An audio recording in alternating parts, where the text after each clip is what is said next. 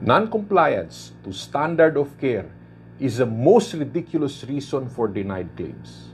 So imagine this. Your patient is admitted. Chief complaint was noted. History of present illness and physical exam was taken. Then laboratory or diagnostics were done. Then medicines were given to your patient. So you have accommodation, there is food, nursing service, then there are amenities, and other supplies they were given. So you, as a doctor, you provided services. You were trained, you are probably a diplomate, or you are even a fellow of your specialty. So, after a few days, your patient improved. MGH order was given. The bill and the statement of account was settled. Your patient was discharged well. So, claims were prepared. Your CF4 was done. The claims was transmitted via e-claims. So, after months of processing, boom, claims denied due to non-compliance to standard of care. There is no attached explanation.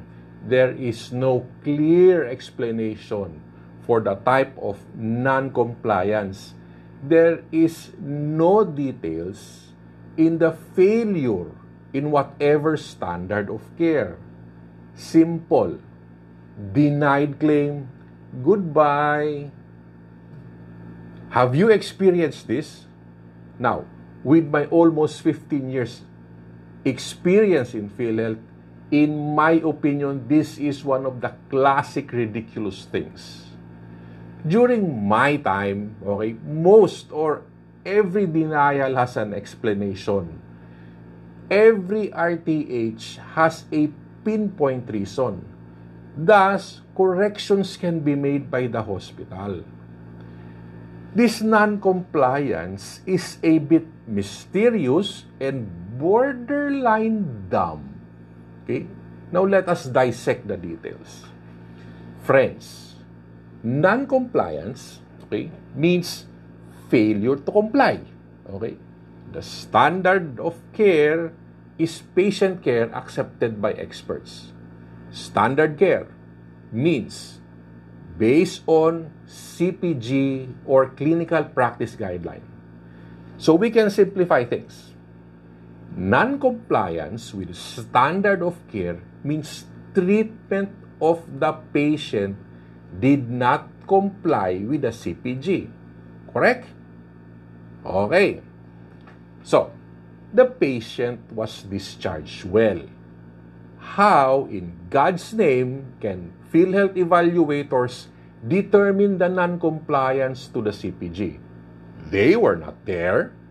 They are not the experts in care. Now, in my assessment, in my opinion, in determining if compliance of care was done, okay, your CF4 was used. So, take note. CF4 is a clinical summary. They used a clinical summary, okay, to judge your service. Your claim payment is now dependent on a summary. Your multi-million peso services for the entire year will be based on a clinical summary.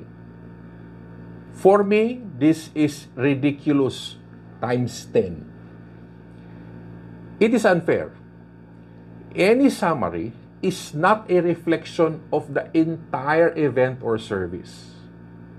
Now, that is not all. The most important question is, how did they review your CF4 or clinical summary?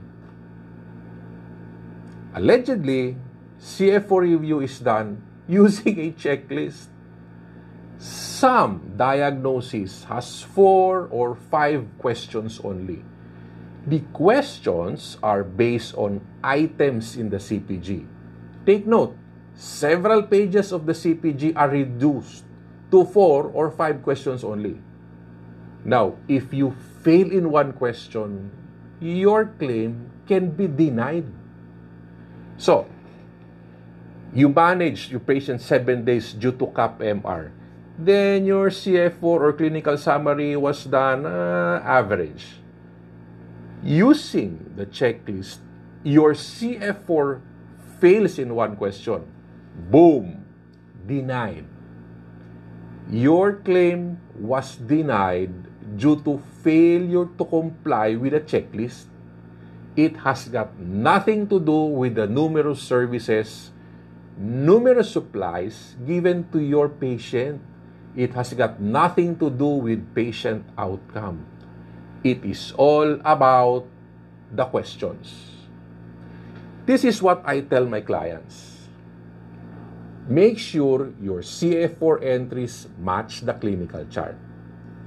Number 2, make sure the clinical management is aligned with the CPG. Number 3, make sure your encoders are well trained.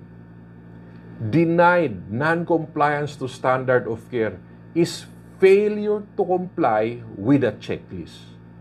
Ridiculous, right? This is Coach Doc Ben. See you soon.